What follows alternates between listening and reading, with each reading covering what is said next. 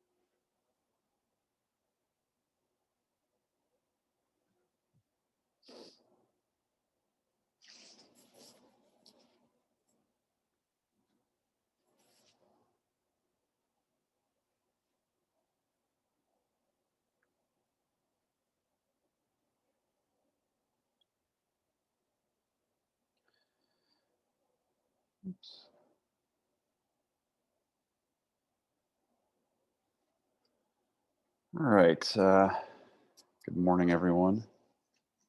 Or afternoon. Good afternoon, rather. Very, very close to morning. All right. So I think most of us are here, so we'll get started. All right. So today we're picking up where we left off in chapter 9. So just to quickly recall what we're thinking about here, it's how hospitals interact in the marketplace. So with other hospitals, doctors, nurses, and other types of labor inputs. So that's where we are. I guess, let's see, just to recap on exactly where we left off. We were thinking about a model of equilibrium, quality, and price, right? So we had, let's see, go back one more here. There we go. So if you'll recall, there are different levels of quality that the hospital can provide, right? And there will be different demands for those qualities, as well as different costs for those qualities. So the numbers here on the demand curves and the average cost curves are indicating quality. So 1 is the lowest quality, 4 is the highest. So of course, with higher quality, there's higher demand, and there are also higher costs. And the intersection of these demand curves with the average cost curves are going to be points of equilibrium, right? Because these are points where the hospital is breaking even, which is what a not-for-profit hospital has to do, right? And in cases where there are two intersections, it's the lower one that matters. The other one can be ignored, right? So that's basically where we left off, right? Thinking about sort of an equilibrium. And then the next step here was to convert this E curve, right? This curve of equilibrium choices into a PPF, right? And then using that as sort of like the budget constraint for the utility optimization of the hospital administrator or the board of trustees member. And of course, they maximize utility given that constraint. So that's where we left off last time. So we'll move forward and check out some of these other things, right? So really thinking about some specific aspects of medical care markets. So the first thing we're going to look at today is the role of insurance and competition in the hospital's decision. Then we're going to look at the interaction of doctors and hospitals, this idea that maybe the hospital kind of kicks back some of its profit to doctors, right? And the implications of that in the market. Another interaction between hospitals and doctors, but the fact that looking more closely at the fact that doctors are the sort of the gatekeepers to patients, right? So in order for the hospital to get patients, they have to have doctors on the medical staff that will admit the patients. So in a sense, doctors are kind of supplying the supply of patients in a sense, right? Then we'll discuss sort of competition sort of in the old days versus kind of more recent competition, and how those two differ, and why there have been changes over the last decades. Then we'll look at entry and exit, and the important role that for-profit hospitals can play in this aspect. We'll look at labor markets and the hospital's role there, and then talk about a particular topic within labor markets, this issue of nursing shortages. And the shortages is in quotes because it seems at first like maybe it's not a true shortage, and you'll see what I mean. So, all right, so let's first talk about how insurance and competition will impact how the hospital interacts with things in the market.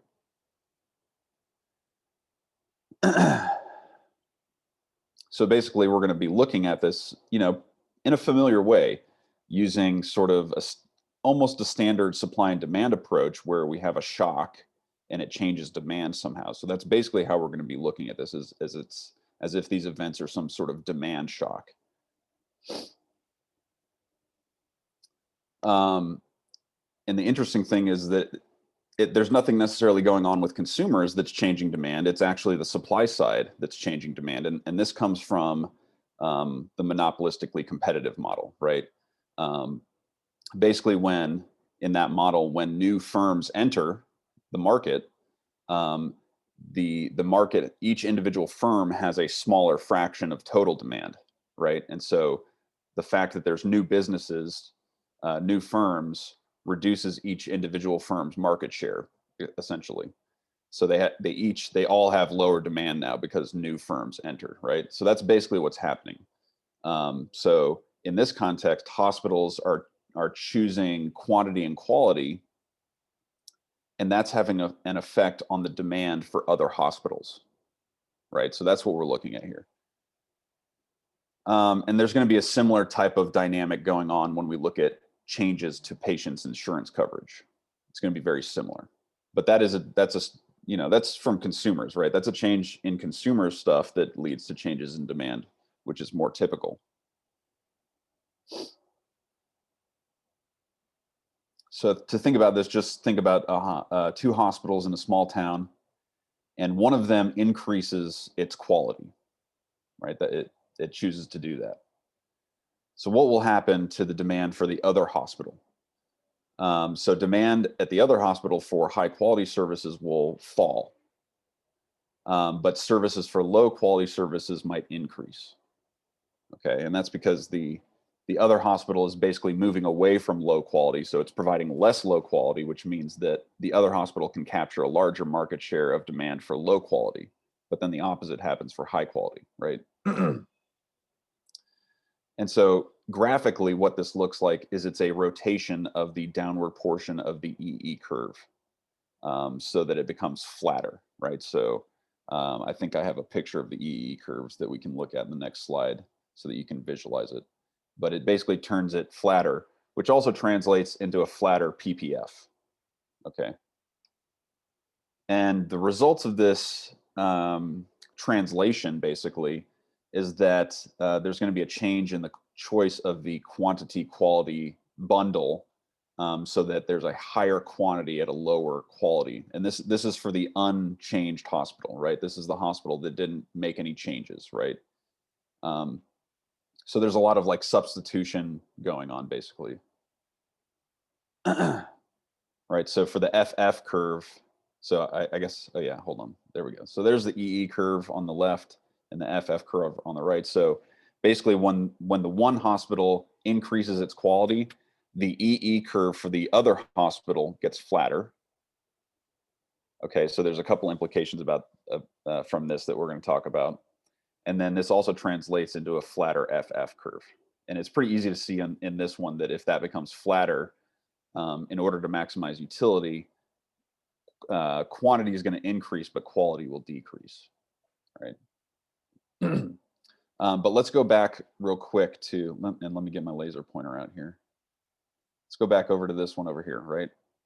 So what's going to happen if this EE curve gets flatter, right? So we can imagine this thing getting flatter.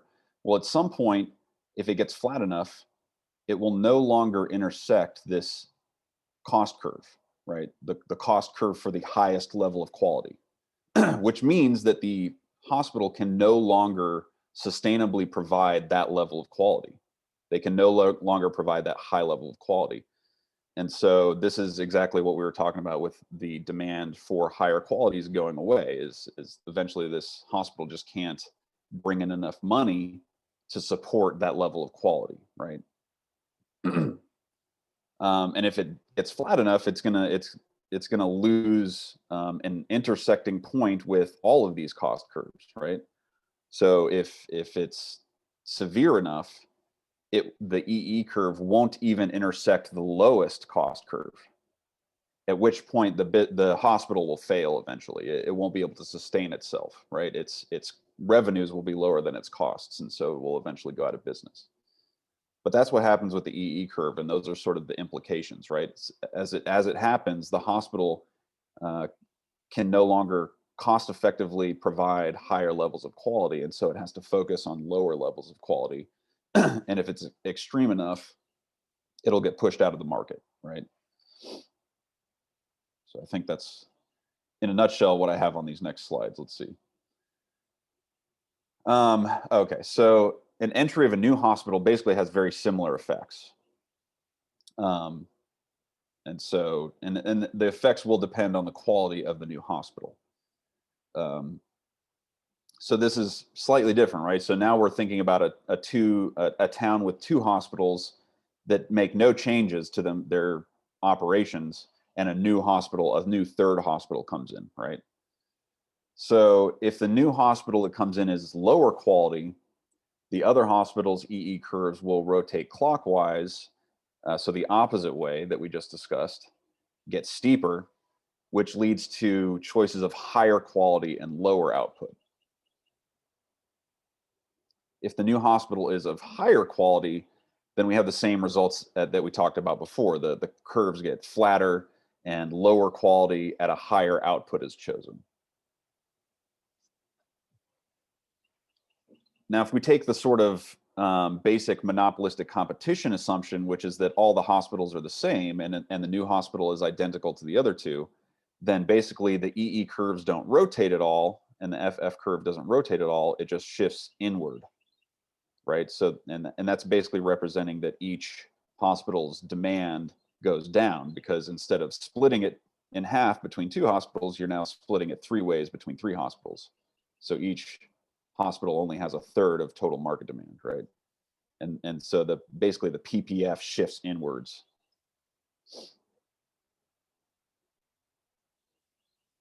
All right, this is a little bit technical. Is everybody following me, or are there any questions? Okay. So like I mentioned earlier, this is basically a variant on the monopolistic competition model, right? We're tweaking it a little bit so that we can use it in the context of hospitals and medical care. All right, and just like in the monopolistic competition model, the basic one, when there's new entrants, all the other hospitals' demand curves shift in to the left, so lower demand, right? And like I mentioned, if this decrease in demand means that the curves are no longer intersecting, the demand curves are no longer intersecting with the average cost curves, then they aren't able to sustainably offer that particular level of quality. And if it doesn't intersect any of their average cost curves, then the hospital goes out of business. It can't provide care at any quality, right? So that's pretty cool. I think that's nice. That's an intuitive result. And although the graphical analysis is kind of complicated a little bit more so than the normal monopolistic competition model, we end up getting the same results, which is kind of nice, actually. So we can think about an extreme case where all the hospitals' demand curves are just tangent to each of those U-shaped cost curves, right? So in that case, any new entrant will force hospitals out of all levels of quality, right? Because it will shift all those demand curves to the left, and they will no longer be intersecting the average cost curves, right? And when that happens, And this is the same thing with monopolistic competition, oligopoly. When the demand curve is below the cost curve, it means that the firm can't make a profit in any case, right? And so in the long run, it'll shut down, right? It's the same result, right? Nothing that surprising here. This is actually review from principles, right? So we're basically talking about an equilibrium, a long run equilibrium, essentially. We have a stable market equilibrium, right? So graphically, it would look like this. So you can imagine that if a new hospital comes in, I guess there's one caveat. If the new hospital comes in and is just like this one, meaning that it supplies 3 different levels of quality, then every hospital's demand curves shift to the left. They no longer intersect the average cost curves. They're below the average cost curves, which means in the long run, the hospital is going to go out of business, right? So this basically is a long run equilibrium.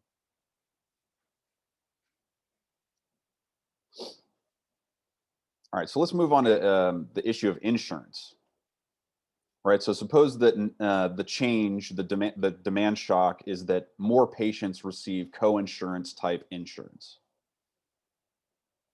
Now, we learned in chapter 4 that this rotates the demand curves clockwise, making them steeper or less elastic, right? Which makes sense. The patients should be less responsive to price if a large chunk of it is paid by an insurance company. This basically increases the demand, right? Which graphically looks like the EE curve getting pushed out and the PPF getting pushed out, which leads to both higher quality and output. And this happens for all hospitals, right? So this increase in demand, essentially from an increase in insurance, boosts the demand for all hospitals. And since it's increasing quantity and quality, it's also increasing the average care of cost. And so, which makes sense intuitively too, right? If more people have health insurance and health insurance is paying out these benefits, there's going to be an increased demand for healthcare. And anytime there's an increased demand, costs go up, right? Prices go up, costs go up. So that's intuitive as well. Okay, any questions so far? We'll move on to the interaction of doctors and hospitals, thinking about this residual claimant issue, right? And we can actually use the same type of model to help us understand this. And really, we're thinking about this in terms of the hospital competing for medical staff, right? So this is what we looked at in the last chapter. Hospitals are using their profit to kick it back to doctors in order to incentivize them to become part of the medical staff, right? Now, if costs are low enough, it encourages new entrants. And if costs are lowered immediately, then no new entrant occurs and existing doctors can begin to price monopolistically. So what we're thinking about here is that the doctors, the way that the hospital is providing benefits to the doctors is that it's helping the doctors in some way lower the average costs of their physician firm, right? Because remember, the doctor has their own firm that they run. So the hospital is basically giving them kickbacks to make their own firm more profitable by lowering their costs. If the costs are lowered enough by the hospital, this encourages new entrants, new doctors, in other words, new physician firms. And if it's lowered intermediately, like not so much that it encourages new entrants, this basically allows the doctor to price as if they were a monopolistically competitive firm, or in other words, if they had a downward sloping demand curve, right? They can be price makers, essentially, is what this says, right? So does that make sense? So the hospitals are lowering the cost for doctors, making doctors more profitable. If costs are lowered enough, then new doctors will be incentivized to enter. But then there's sort of an intermediate range where they're not pushed so low that new entrants come in, but it allows doctors to act kind of more like a monopoly, essentially. Okay, so this is what we're kind of thinking about here. This is what we're looking at. So we can think about, at first, maybe the doctor's costs are AC1. So these ones don't correspond with quality anymore. Okay, this is a new concept. So this is just the doctor's initial costs, right? And they're in a long run equilibrium where they're basically they're breaking even, right? And then the hospital comes along and provides them with some kickbacks that allow them to lower their costs. And this could be things like the office. Maybe the hospital gives the doctor an office to work out of. Maybe they provide them with equipment and machinery that the doctor can use, right? These are ways that the costs can be lowered. Well, if they're lowered, then the doctor becomes profitable, right? He or she can charge a price that's above the average cost. So, and remember that firms maximize profit by setting marginal cost equal to marginal revenue, right? So here's our marginal revenue curve, our marginal cost curve here, and they intersect right here. So that's the profit maximizing quantity, and the doctor can charge a price P1. And if the hospital lowers their costs, they become profitable at that price, right? Now, the issue is that if they're lowered far enough, then new entrants will come, right? And so that actually is what this DN+1 represents. So demand N represents the number of doctors. So this is the demand in the normal, and this is the demand with one extra doctor, right? And so demand is drastically reduced, and eventually doctors have to charge price 2. And hold on, I'm going to pause my video. My internet is unstable. All right, so this is how we model this sort of residual claimant interaction with the hospital, right? Is this type of monopolistically firm model, right?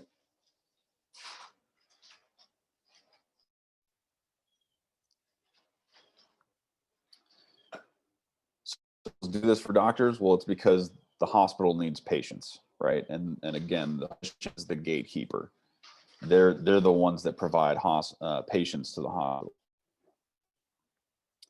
Which means, so this brings in sort of another interest, is that the hospital's demand depends on the size of its medical and the number of patients that the doctor is able to admit.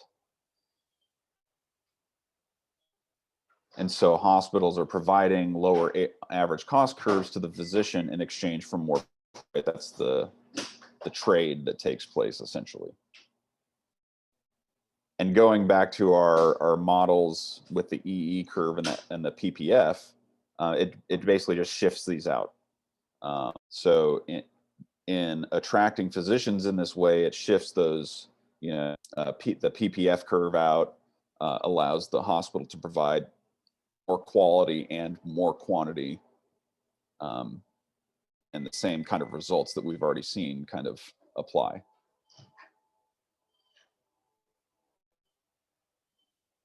And again, we get a stable equal. And in markets where doctors freely and hospitals desire new medical staff, meaning that there's a demand supply for doctors to be on medical staffs, doctors are able to large portion of the surplus of the residual, profit, not necessarily all of it, right? And this is all coming from the administrator utility model, right? That's the model or the framework that we're, so obviously there's going to be other things besides physicians go to that utility model. So that's why they can't capture all the surplus. Now, as we've seen before, one way to kind of get around some of these issues, hospitals, existing physician firms, and bring the doctors sort of under more direct control of the hospital. And typically these are primary care practices. because these types of practices bring a lot of patients, right? All right, now moving on to looking at competition sort of in the old days and more recently, and comparing the two. So the way that hospitals have competed for doctors and patients has changed over time. And so the old style is kind of based in the type of insurance that used to be available. And it used to be pretty straightforward, just simple copay insurance, um, where the patient pays a fraction of the cost. And so they have relatively inelastic demands. It was pretty simple, basic insurance, which makes sense because it was kind of a new thing. Insurance was relatively new. And under this type of insurance, hospitals compete for patients by basically, they compete for patients in the same way they compete for doctors, right? By providing a high level of quality. That attracts doctors because they want to be part of staffs that are prestigious and do important work, and that also attracts patients, right? And this is primarily because price doesn't matter that much to the patient, right? So they don't have to compete over price, right? That's typically how businesses compete, is by offering better prices than their competitors, right? But that's, if demand is very inelastic, then you don't need to compete this way, right? And so you end up competing. The hospital ends up competing on these other characteristics, right? Quality rather than price and quantity. And so if we were to increase the number of hospitals, this would cause costs to increase because they basically have to compete more fiercely for doctors, right? Um, so they gotta have really high quality, brand spanking new technology and all the expensive amenities and everything else to compete for those doctors. So it increases everybody's costs. But we do have to keep in mind that it increases quality too. So that's kind of a trade off there. It's more expensive, but higher quality at least. Now, contrast that with more recent insurance policies that encourage cost consciousness, usually on the part of the patient. So today we have, rather than just strict co-insurance, we have co-pay insurance where you have to pay a flat rate every time you go to the doctor and those sorts of things, as well as managed care, which we'll talk about later in a couple of chapters. Um, And fortunately, there's actually a natural experiment that kind of sheds light on some of these issues with newer insurance policies like this. So the first change that happened that created this natural experiment was a change in Medicare from a dollar for dollar payment system to what's called a prospective payment system, that basically pays a flat amount to the hospital for a given category of admission.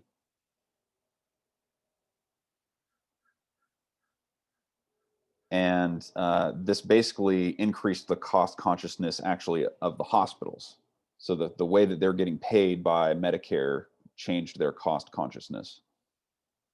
Previously, they were just getting paid dollar for dollar, didn't matter what the costs were. Now, the other part of this was during the same period, several states implemented cost conscious insurance plans. And as well, some private insurance plans adopted very aggressive shop for deal strategies, so incentivizing patients to look for better prices. Um, and there were even some state Medicaid programs that began to seek competitive bids for hospitals. And this is also at the same time, insurers started to negotiate with hospitals and doctors, offering them um, offering them all of the patients enrolled in their plans in exchange for a good price. And this is basically what we know as coverage networks today, right? So if you have an insurance plan that has a coverage network, there are doctors that are in network and there are doctors that are out of network. And so the doctors that are in network get 100%. The insurance company pays for 100% of the costs for the insured patient, but if the patient goes to an out-of-network doctor, then they only cover a fraction. Right, so all of these things are acting to make either the hospital or the patient more cost conscious.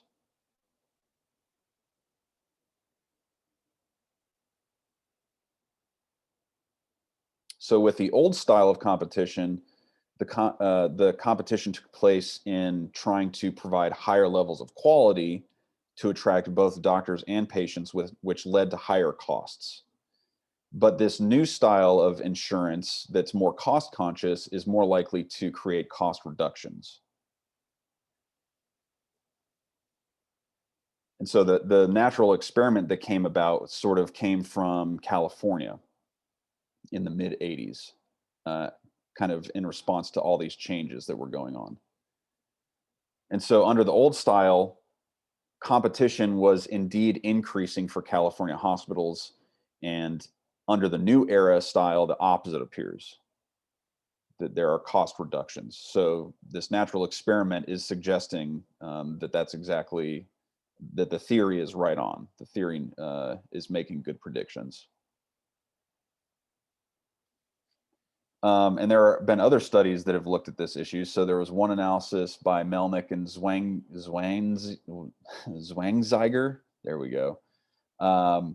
So they found that in markets that were characterized by low competition, hospital costs, after being adjusted for inflation, increased by 1% between 1983 and 1985. And in contrast, markets that were characterized by high competition, their inflation adjusted costs decreased by more than 11% during the same period. Okay, so this is exactly, this evidence is supporting that theory, that same idea, right?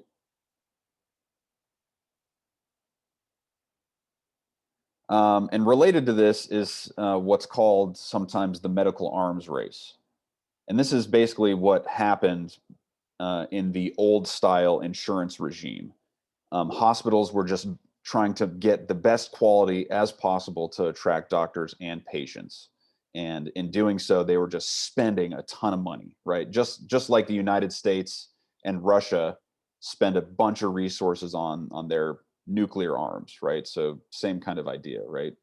That's why it's called the arms race, or MAR.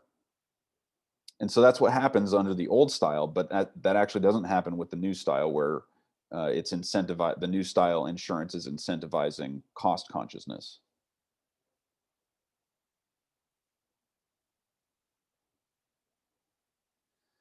So what we should expect to find when looking at some evidence, we should expect that there's a direct link between the lack of competition and higher prices and costs, right? Or in other words, medical arms race type behavior in the 80s and 90s.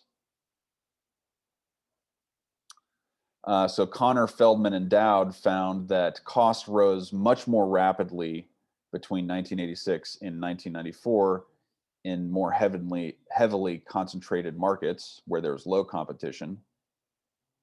Drenove, Chanelli, and White found that in 1983, market concentration was unrelated to price cost margins.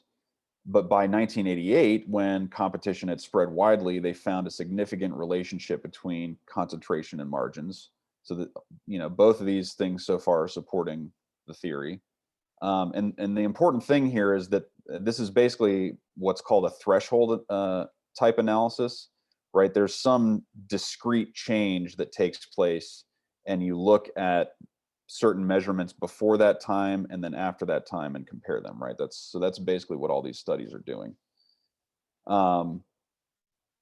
And so what they were finding was that prices are negatively related to concentration before the change, right? When things were sort of the old style still, but they were positively related in 1988.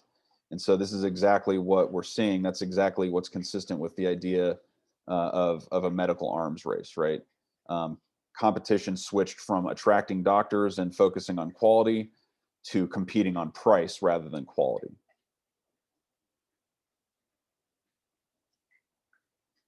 So So that's good, right? That helps reduce the increases in medical care costs that have been pretty prevalent. And so that actually, this whole issue provides a really strong basis for managed care, which we talk about later. But for now, let's move on to this entry and exit dynamic and the role that for-profit hospitals can play. So to begin talking about this, we should think about the sort of what's the word, the like pillars of economics, right? And one of those is that um, free markets, when there's not any externalities, um, basically drive resources to the right places, right? Um, and so if there's a huge influx in demand for medical care in a region, a free market would allow for a flood of investment into that market to supply this new demand, right? There would be a quick influx of investment. The problem here is that not-for-profit hospitals are not incentivized to act accordingly, right? They have to break even, and they're not a for-profit company, so they aren't incentivized to chase profits, which is what allows the market to drive resources where they're most valued, right? But fortunately, if we do have for-profit hospitals, they might be able to sort of take this role on and enter more quickly. And we can imagine there's a similar thing going on with exit decisions, right? If a not-for-profit hospital is losing money, it might not have the right incentives to sort of reduce its investment or even exit, like a for-profit hospital would have, right?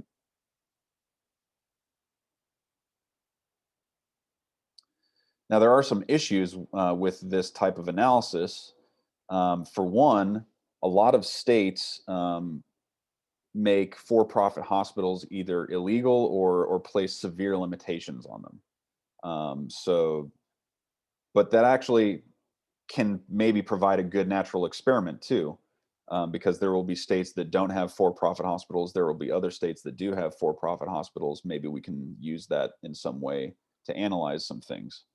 But another issue is that a lot of times governments subsidize or create hospitals where they wouldn't otherwise exist, right? So government provision of hospitals, right? Um, However, the growth of for-profit hospitals in regions of the country that have grown rapidly over the last several decades is kind of supporting the idea that for-profit response is faster than not-for-profit response. So where there are for-profit hospitals, we do see this this increased speed, right? This quicker response to new demand or changes in demand, and it's because of the profit motive, right?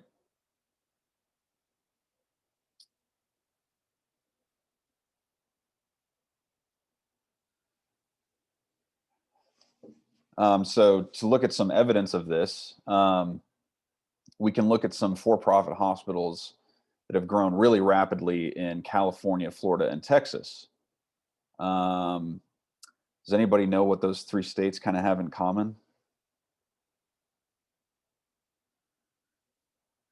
So I'll give you a hint. They have rapidly growing populations, and the populations are of a particular demographic, let me say.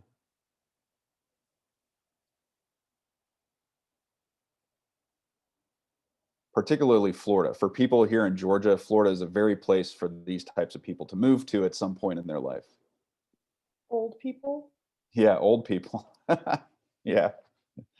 So these are popular retirement states, right? So elderly people are basically systematically moving there, more so than other people.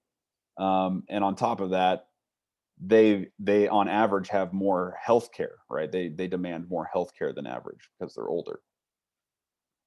So huge increase in demand in these states. and all these states have for-profit hospitals. And so Steinwald and Neuhauser found that growth of for-profit hospitals was correlated positively with population growth, more than that was true for not-for-profit hospitals. So they found that there's a stronger correlation between increases in population and for-profit hospital growth compared to not-for-profit hospital growth. So it seems like that does exist. This sort of dynamic does in fact exist, right? Whoops. The interesting thing today is, or at least 8 years ago, 10 years ago, is that demand for hospital services had been shrinking. And that was particularly true where there were competitive health strategies that were prominent, as well as where there's been a large amount of growth of substitutes, particularly things like outpatient care and quick clinics, and being able to go to CVS and Kroger for things, right? Those types of substitutions. And if you're curious, you can look at some of the trends that have been going on since 1981 in hospital use. I encourage you to look at that. All right, any questions so far? Okay, cool. So now we're going to think about how the hospital interacts in labor markets as well as the markets for other inputs, right? So basically, when, and this is true of any firm, right? This is true of any business or firm. Whenever there is a demand for its product, it creates derived demand for inputs, right? So because the hospital has a demand for medical care that it can provide, um, in supplying that medical care to the patients, it creates demand for inputs, right? And that's called derived demand. So this is true of things like buildings and equipment, different types of capital, as well as different types of labor. And these demand curves behave as we are used to, right? They're downward sloping. Um, and a lot of times they're called factor demand curves, right? Because of the phrase factors of production, right? So inputs and capital are factors of production. So we're talking about factor demand. And these demands are going to depend, in part at least, on the quality of the hospital's service, as well as the mix of complexity that it sort of um, takes in terms of its patients, right? How complicated are their patients' ailments and health issues?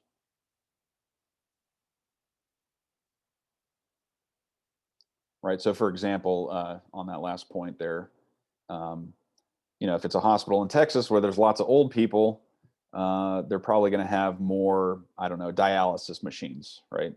So that's the type of thing we're talking about, right?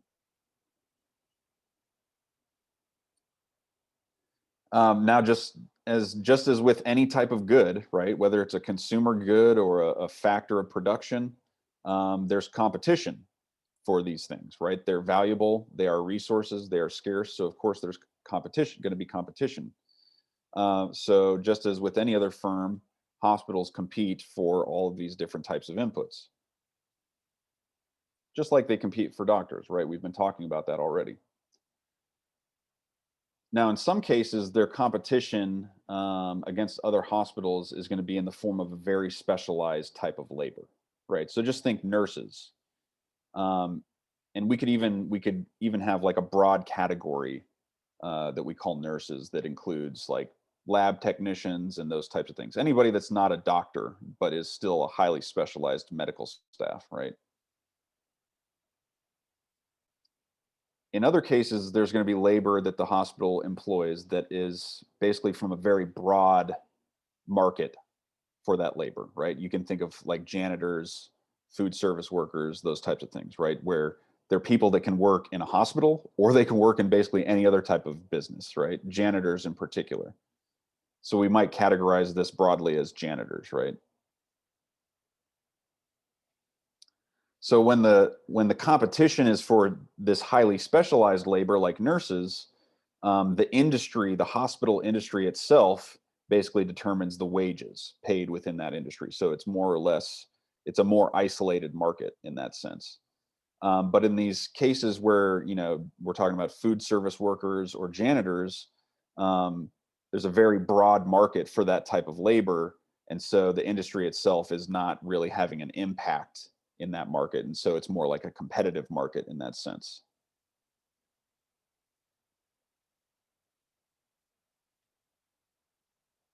So like I said, we can kind of think about this with two generic types of labor. One that is specialized to the hospital sector, we'll call them nurses, but this includes, again, things like lab techs, nurses assistants, physicians assistants. And then this other category um, that is labor from broad industries. We'll call them janitors, but this could include food service workers, secretaries, those types of things.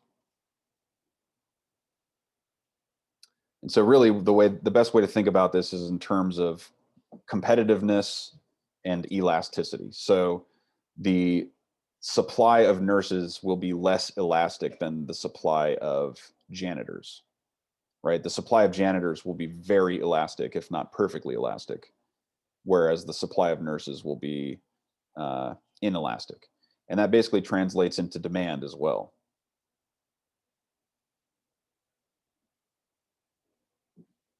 Right, so you can think about it in terms of the slope, right? If it's flatter, it's less elastic. So the key issue here is that in the case of nurses, where the supply curve is upward sloping, it's less elastic. When the hospital tries to hire more nurses, it has to pay a higher wage in order to attract more nurses, right? Um, and if it contracts its demand for nurses, right, if it goes in the other way and hires fewer nurses, then the wage falls. The opposite happens. Compare that to the market for janitors, and we'll look at this in a picture in a second, both of these things. But in the market for janitors, the hospital's change in demand for janitors has no effect on the market wage because they can find employment readily elsewhere. And so when it hires more janitors, it can do so without driving up the wage. Same thing if it reduces its number of janitors, the wage doesn't change at all either. And the main reason is that the pool of people available for hiring includes janitors currently unemployed, but also all those working in other industries. So janitors working in other industries, right? So a huge pool of potential employees. If the hospital reduces its demand for janitors, those that are laid off can pretty easily find work elsewhere, and so the wage doesn't fall, right? So graphically, let's just look at the picture, right? Picture says 1,000 words. So on the left, we have nurses with an inelastic supply, and then we have on the right, the supply of janitors, perfectly elastic supply. And then two different demands, right? So perhaps suppose that the demand for nurses increases, that's going to lead to an increase in wages for nurses. If we have an increase in the demand for janitors, however, there's no change in the price or wage of janitors. So that's, honestly, I probably just had to put up that picture. I didn't need those two previous slides at all. So, what are the things that might cause the demand for labor to sway? Well, pretty much anything we've been talking about previously. Anything that increases demand for the hospital's services will lead to a derived and increase for inputs.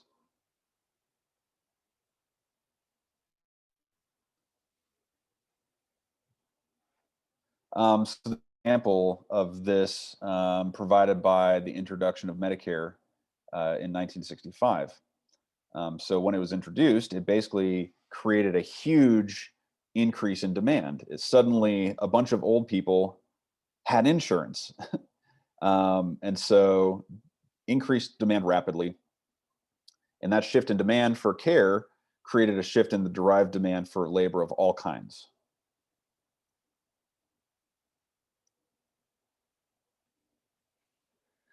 So the shift in the demand for nurses, like we just saw in the graph a couple slides ago, puts upward pressure on the wages for nurses because of the inelastic supply, right?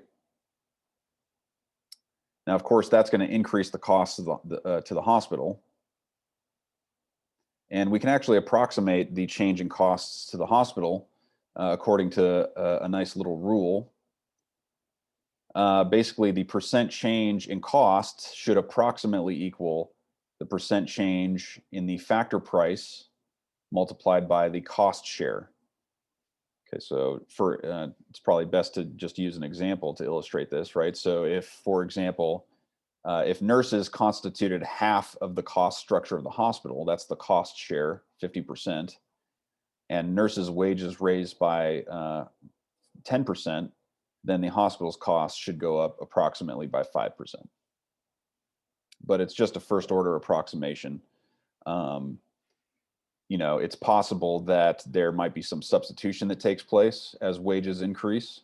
There are other types of, the hospital could hire a nurse assistant instead of a nurse, for example. And so if that type of substitution takes place, then the cost increase would actually be less. And that's, again, because this is a first order approximation. So it doesn't account for things like substitution. Those are second order effects.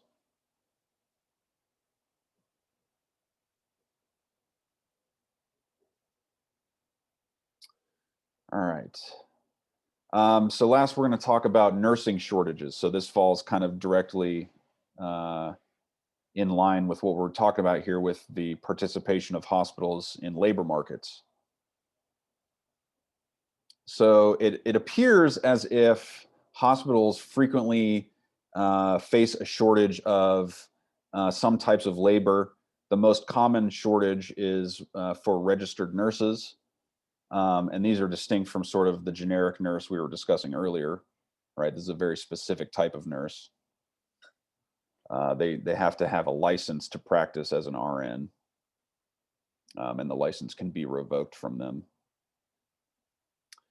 So this has happened. This phenomenon has appeared repeatedly in U.S. healthcare literature, most recently during the early 2000s. So it's happened many times. This issue's appeared many times in the literature throughout the decades. So the first question is what we're talking about a real shortage, right? Because in the standard economic sense, a shortage is when the quantity demanded is greater than the quantity supplied, and it basically the price is too low, and so it's either because maybe there's a price ceiling, right, or there's some other restriction that's causing price basically to be too low, and of course, if there aren't any restrictions, it provides pressure for the price to increase, right? So a nursing shortage would suggest that there's something constricting either the supply or the wage rate, right? Maybe a price, something like a price ceiling, right? Obviously, it's not a price ceiling because there's not a price ceiling on nurses' wages, but something that's acting like a price ceiling, or there's a constricting force on supply. And the interesting thing is that it doesn't appear that either situation exists in the United States. It doesn't appear that there's any sort of thing suppressing wages for nurses or constricting supply, right? In touching on the supply issue, right? People can freely enter nursing education, and a large number of schools offer training to become a nurse. So it's relatively easy to enter this market as a supplier of this labor. And just to think about, all the different ways that people can get nursing licenses. Traditionally, there's like a 3-year training program that leads to a degree in nursing, and this was typically a hospital-oriented school of nursing. But there's other ways, particularly more recently, including associate's degrees from community colleges, 4-year bachelor's degrees, and perhaps even more advanced degrees such as master's degrees and PhDs. in nursing. So there doesn't seem to be any restriction in that sense. There's lots of ways for people to become a nurse. Now, of course, all of these things cost money, so that's a restriction. But sort of ignoring that, you know, you talk about community college. Community college can be pretty affordable. So although there is some restriction, it seems like they're relatively low, especially thinking about the difference between that and doctors. Um, But despite this apparent lack of restriction on supply, um, right, it's suggesting that there's no sort of artificial constriction on the supply of nurses going on.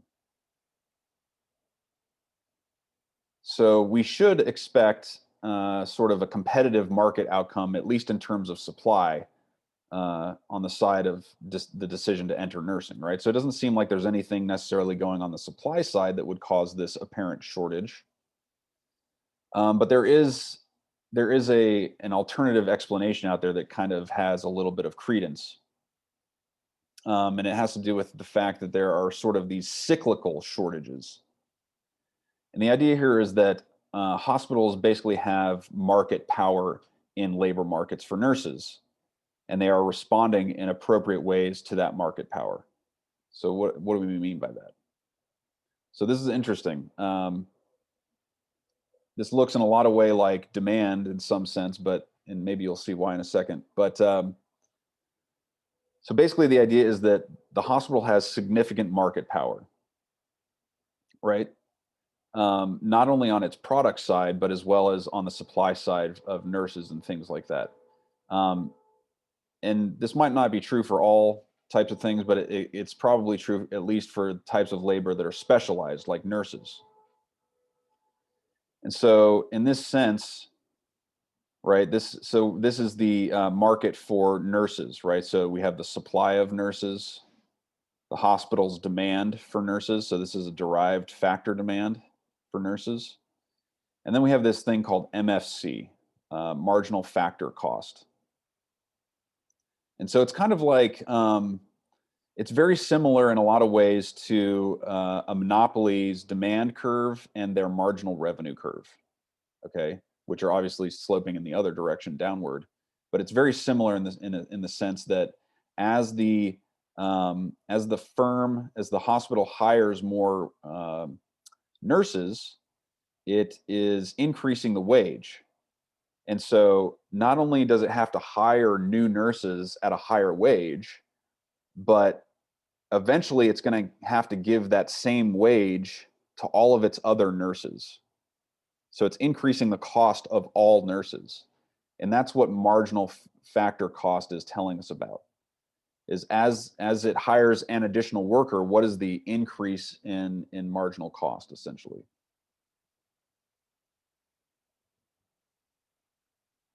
Right? So this marginal factor cost curve is showing us how much its factor payments go up as it tries to expand its use of nurses. And again, this is because as the wage goes up for its next nurse, it has to increase the wage of all of its nurses. So its total payment to all nurses increases.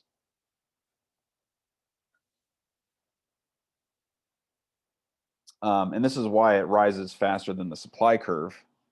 And this is because of the market power the hospital has in the labor market. So this is something called monopsony. So maybe you've heard of monopsony. It's basically it's when the buyer has a monopoly, right? It's a buyer that's monopolistic, basically. And so in this setting, the right amount of labor is the point at which the MFC curve crosses its demand curve, which in the graph was labeled point L1. Okay, so let me go back to that real quick. Okay, so again, it wants the hospital's best choice. It's kind of like a profit maximization rule, right? Marginal revenue equals marginal cost. It's kind of the same thing here. Where MFC crosses the demand curve gives the optimal amount of nurses, and then you go up to the supply curve to figure out the wage that is required to hire that number of nurses. But then the interesting thing is that at that wage, the quantity demanded is higher than the quantity supplied. And there's our shortage, right? There's our shortage of nurses.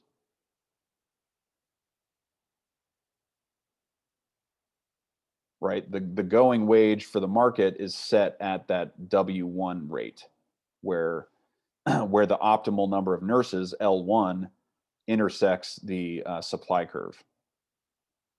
Right? So just to go back to it one more time. Right? So again, it's kind of like a profit maximization rule. The optimal choice for the hospital is where the marginal factor cost intersects the demand curve. That gives them the optimal quantity of nurses. And to figure out the wage to pay them, they go up to the supply curve, and that tells them the wage needed to attract that number of nurses. But then somehow, paradoxically almost, the demand that's the quantity demanded at that wage is higher than the quantity supplied, and that's the shortage, right? So it's kind of a mysterious, almost self-induced shortage in a way, right?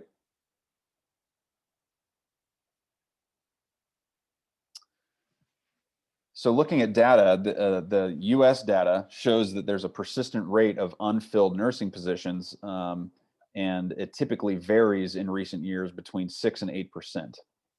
So 6 to 8% vacancies for these positions, which is relatively high. And this is exactly what you would expect to find in a situation where hospitals have monopsony power in the market for nurses. So that seems to be the best explanation, is this monopsony power theory.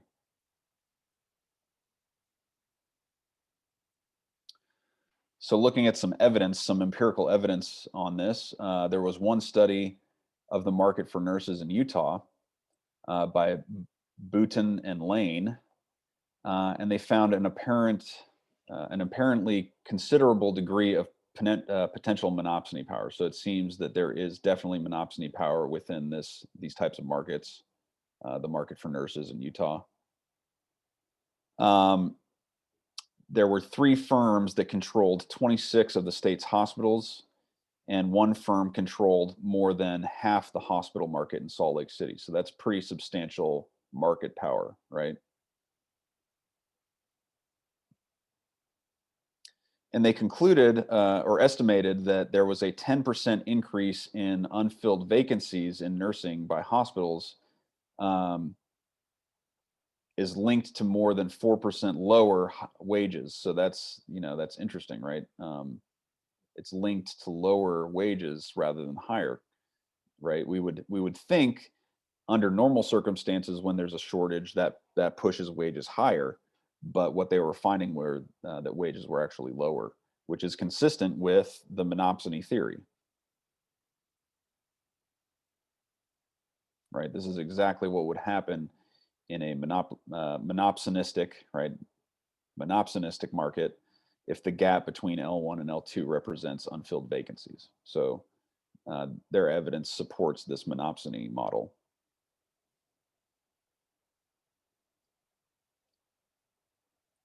To think about these issues a little bit more deeply, think about the sort of pool of laborers for nursing, right? You basically have 3 possibilities: new U.S. graduates, internationally trained graduates, whether they're new or existing, and nurses that potentially might come out of retirement. We can easily track the first 2 sources in data that show the number of people taking exams to obtain a registered nursing license, something called the National Council Licensure Examination. So these data tell us or show us only those sitting for the exam for the first time, which might be the best measure of the intensity of interest in becoming a nurse, right? So we can see these in figure 9.8 here. So we have US first time and international first time. So quite a few US exams happening compared to international. But you can kind of see these almost kind of like business cycle type cycles going on here in nursing interest. They're not as apparent in the international measure, but there is an interesting spike here in the mid to late 2000s for the international first timers. So that's kind of interesting. Right. So we see these sort of boom and bust cycles in terms of people's interest in becoming an RN. So we can almost think of it just like a business cycle, in fact. So in business cycles, there are periods of time when there are really high yields on returns to investment, right? And so that attracts a flood of investment, but it takes time for investments to mature. And by the time they do mature, it can often lead to sort of an oversupply in the market, which reduces returns, which in turn reduces investment, right? So that's the business cycle theory, in fact, is that investment sort of lags in a lot of ways. And so it overshoots and undershoots, and that kind of what leads to these cycles. So it's kind of the same thing in terms of people looking at trying to become nurses. Right. So you can imagine, like, today you might look in the paper and or some news source and see that nurses are making a killing, decide, oh, I want to be a nurse. Well, of course, that takes, at least 2 to 3 years. And so maybe 2 to 3 years from now, by the time you've become a nurse, so have millions of other people because they thought the same thing you did. And now there's too many nurses.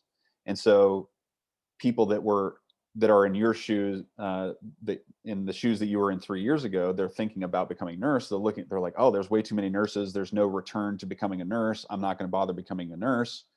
And then we go back to a bust cycle, right? So there's this boom and bust of nurses, essentially. And that's exactly what we saw in the last picture.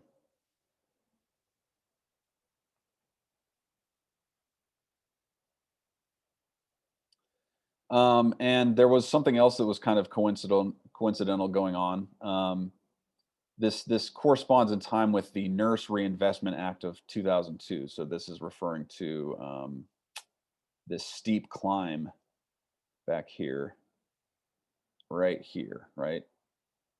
So we definitely see this boom and bust cycle in nurse interest, and then this seeming explosion here at the end, which may be caused by this this legislative act. And it makes sense because part of this act was to give strong financial incentives to enter nursing. And these included things like scholarships and loan repayment programs that were fairly favorable. Now, some people within the profession believe that the nursing market availability of appropriate faculty in nursing schools is the rate limiting factor. So um, it's not necessarily this investment type boom and bust business cycle that's happening, but rather the supply of basically nursing education. So that's kind of a interesting counterpoint, but that's a very recent publication. So, I'd be curious. I'm sure there's some more recent papers on this issue, whether or not this is a valid theory or model, a valid conjecture to this sort of this boom and bust business cycle idea. But an area for more research going forward. All right. Any questions? That's chapter 9. A lot of interesting stuff happening. This is, I don't know, to me, this is one of the most interesting chapters. A lot of unique economic models that, probably most of you have never seen before. But they correspond in very close ways with things we all know, right? The monopolistic competition model and those types of things. So, and then of course, monopsony is always interesting. Sort of, in a lot of ways, the opposite of monopoly, where you have one buyer. So lots of interesting stuff here. But basically, to summarize, right, we saw that hospitals basically face different demand curves for their services, um, particularly that they have different demands for different levels of quality. Um, and these curves shift inward or outward depending on price and quality of competing hospitals. Um, and then there's this issue of competing on quality and how that can affect the demand for different types of quality and whether the hospital can even provide a certain level of quality. And we saw in general that this that demand curves for hospitals shift upward or outward whenever um, a competing hospital's price increases, or a competing hospital's quality falls, or the extent of the hospital's insurance held by patients increases.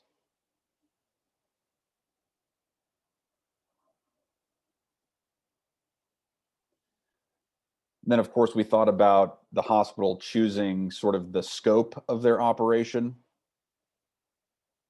and thought about the interaction between doctors and hospitals, and how that impacts their decision in terms of scope, right? So, how do they want to attract doctors? Do they want to attract doctors with quality, or do they want to attract doctors in some other way, perhaps by making them a residual claimant? And so, kind of this idea of new style versus old style insurance and those sorts of issues. Um, and then, of course, we saw that when hospitals want to attract more patients, they need the doctors to do this, right? And in order to attract more doctors, it seems that at least under the new style insurance, they need to provide, or rather, sorry, this actually doesn't really have anything to do with the old style insurance. Um, just in trying to compete for doctors, they have to provide special facilities and other things that allow the doctor to decrease its average costs. Um, and therefore, the scope of services decision is really importantly hinges on these aspects of competing for doctors, right, and determining its overall success.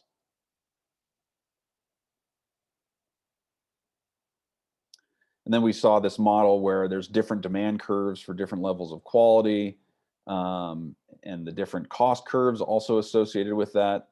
And so we can kind of think of it as families, right? Families of curves in a sense.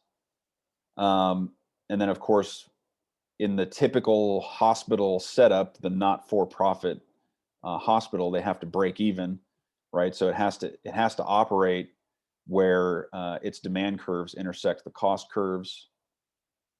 And then we saw, right, that we could connect all of those points with this curve and translate that into a PPF, which of course is sort of the budget constraint for the utility maximizing hospital administrator or board of trustee, right? And that's how the hospital chooses the mix of quantity and quality that it wants.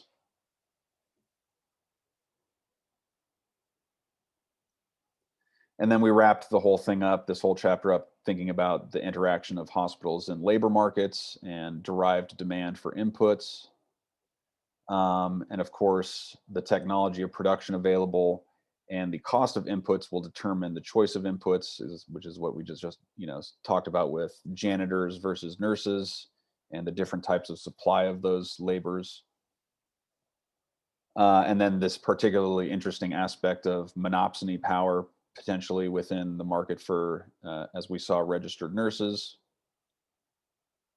where in that case we saw hospitals actually setting wage in a sense too low, so that there's apparently what appears to be more or less a permanent shortage, right? So, all right, we're out of time, but I do want to just kind of give you a quick view of what we have left. So I updated the syllabus, and basically I just cut out the government regulation chapter, I think, and kind of rescheduled a few things. But basically, this is what it looks like from here on out for the last third of this semester. Next, we will be looking at the demand for health insurance, Then we will look at health insurance supply and this thing we keep talking about, managed care. And then we'll look at government provision of health insurance, which is really important, especially when talking about things like the Affordable Care Act. And then we will wrap it all up with a discussion on universal health insurance and making international comparisons to the United States. And then your third exam will be this chapter, chapter 9 through chapter 12, ideally. I pushed that exam back 1 week, so it's going to be due May 8th, I believe. And it kind of overlaps with your exam, your final exam rather. It's going to be due 4 days later. But anyway, I just wanted to make you aware of those changes and the current plan going forward. I'm out of time though, so are there any quick questions before we go? Yeah, for the final exam would it be exactly as the previous exams that we've been doing? Yeah, it'll be the same format. It'll look similar. Yeah, it'll be more questions, but it'll be similar. All right, any other questions? Okay, cool. All right, well, y'all have a good day, and I'll see you guys on Wednesday. Bye.